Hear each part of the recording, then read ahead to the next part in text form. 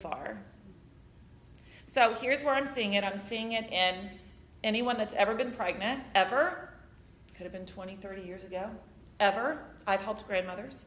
I'm seeing it in people who lift heavy weights. And so people that are Olympic-style weightlifters that have done something maybe improper, tried to lift too heavy, can have this problem. I've seen it in people that gain a lot of weight around the center of their body, and I've even seen it in people that have had eating disorders, and it's never repaired itself after the eating disorder. So lots of different ways that this can happen, but the solution has been the same for all of these folks. And here's number one. This is your gold nugget number one. It's called ABC. So you can write that somewhere if you need to, or if you just remember ABC, the ABC method is the method that we're going to be talking about today. But the letter A means alignment. Letter B means breathing. And letter C means core engagement.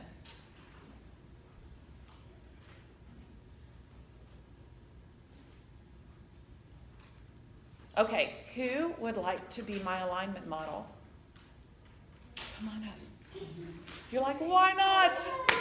Yay, I love having a good volunteer. Okay, come on up. She has really good posture. We are super close with her posture here. She's got her shoulders back. She's got her feet under her hip bones. She's nice and strong. Very good. All right, I'm going to change probably 2 inches of your posture and alignment. That's going to feel very different to you. Okay. It's not going to look a whole lot different, but it's going to feel different. Push, this way? you stay right there. Push back against my hands with your shoulders, this muscle here. There you go. And then push them down.